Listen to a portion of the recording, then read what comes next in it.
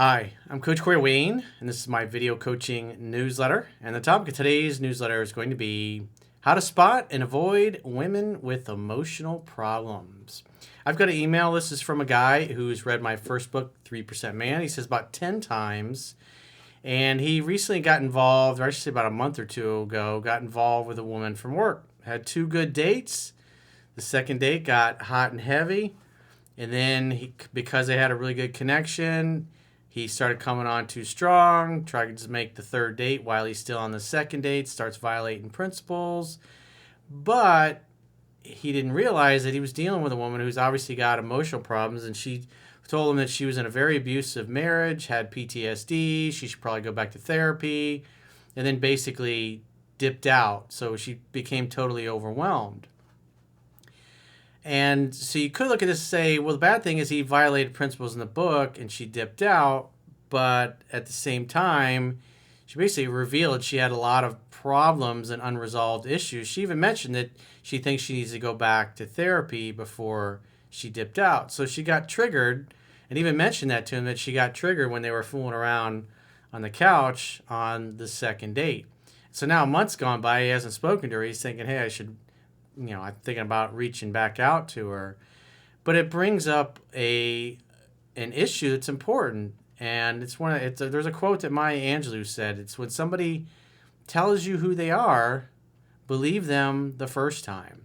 And so you can see he's thinking about and the feelings he gets from the connection he has with her.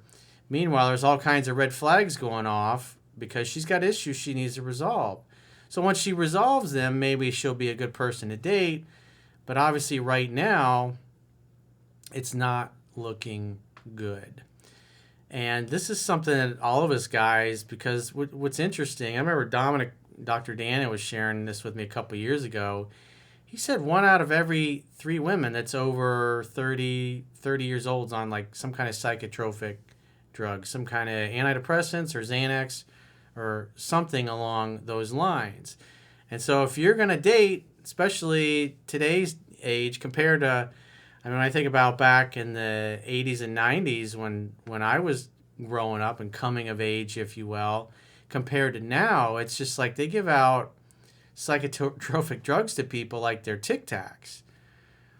And so this is just something you've got to be aware of when you're out in the dating world, because you're looking for somebody that's ready, willing, able, and open to dating.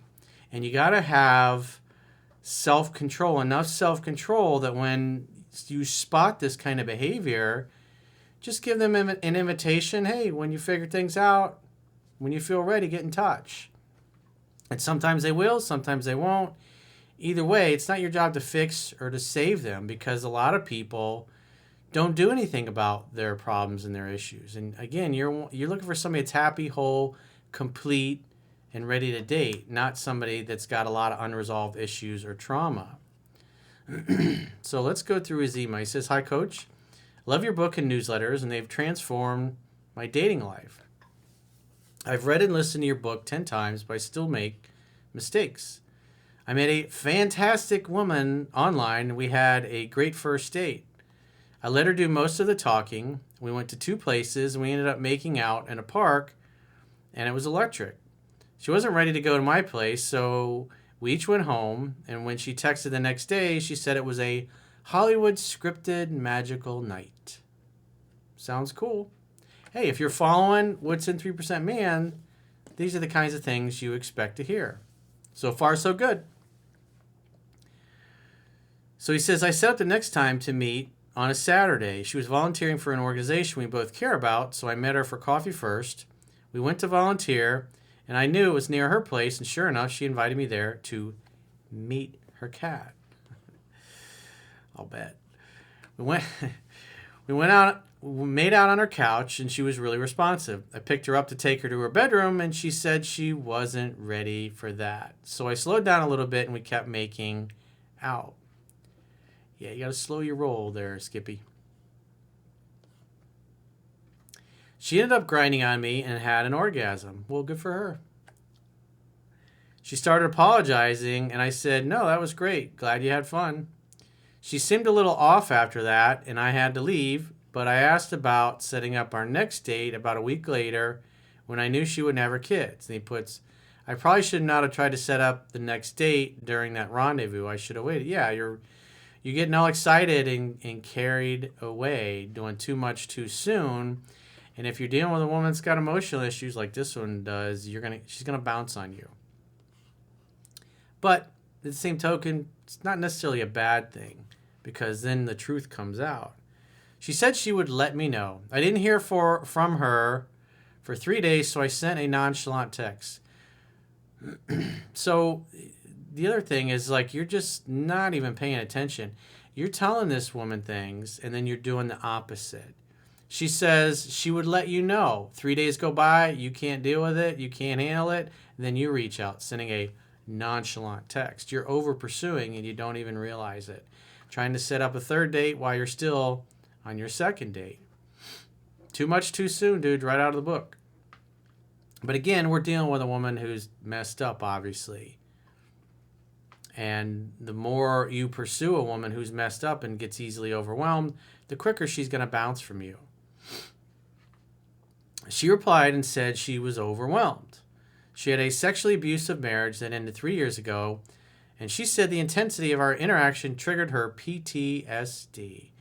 So the red flags and whistles should be going off when you hear something like this. But Captain Save-A-Ho is like, I can work with this. I can fix her. I can save her. I'll be a better dude. She'll choose me. She felt a strong connection to me, but didn't know what to do after being triggered, and felt like she wasn't ready to date and needed to go back to therapy and figure things out. I said I understood and to take whatever time she needs, but only after sending a few overly gushing texts about how I was willing to walk through that with her, what a strong connection I felt, and how I thought we would have been great together. So he proceeds to drool. Remember, she's feeling overwhelmed, and what does he do? He just drools all over her some more.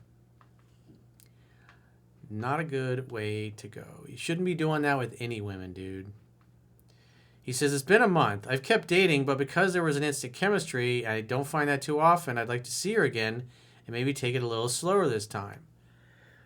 My question is, does it make sense to reach out to her, or should I wait for her to contact me? If I do reach out, what should I say? So again, you told her to get to work on herself, to figure things out and get back to you. And now you're trying to go back on that because you want to pursue some more. You can't act this way with any woman for that matter, because eventually even a woman who's normal and healthy is going to start to feel overwhelmed and back away because you're smothering her. And the reason you're smothering her is you're acting needy and desperate, and you're over pursuing. This is, again, the opposite of what the book teaches. Difference in this situation, you had a woman who's emotionally messed up, tells you she's emotionally messed up, and then you still don't listen, and then you still keep trying to pursue and coerce and force her to do the things you want. Just like you start making out, and then you want to make a beeline right for the bedroom. You got to take your time. I wouldn't be taking her to the bedroom until you got a few pieces and articles of clothing off. It's got to be a slow process. Slow your roll, dude. So in this particular juncture where this woman is, I would never call or text her again for any reason. It may be 6 months. It may be a year. You may never hear from her again. But you got to let her be. It's totally counterproductive to keep chasing after her. She told you she's messed up. She told you she needs to go back to therapy. She told you she got PTSD. She had a bad experience. Obviously, she ain't over that yet. And it's not your job to fix her or to save her or to put your personal life on hold hoping that she fixes herself. Because the reality is a lot of people just simply won't do it. And you have to look at the fact that if you're ready, willing, able, and open to dating, then date women who are also ready, willing, able, and open to dating. And you got to clean up your over pursuing. Just because you have a strong connection doesn't mean you over pursue, because you'll literally chase every woman right out of your life. And this particular one you chased away really quickly because she's messed up. Now a woman that's normal, same thing. You'll chase her away to the point where she'll just ghost you and not talk to you anymore. So you got to clean up your game. But like I said, in this particular case, this woman just said, hey, I got a truckload of problems. And you're like, hey, Captain Savo, I can fix all that. It's a bad way to go. You're just asking for drama. And remember, no drama allowed. So if you've got a question or a challenge and you'd like to get my help, go to understandingrelationships.com, click the products tab at the top of your screen on any page, and book a coaching session with yours truly. Until next time, I will talk to you soon.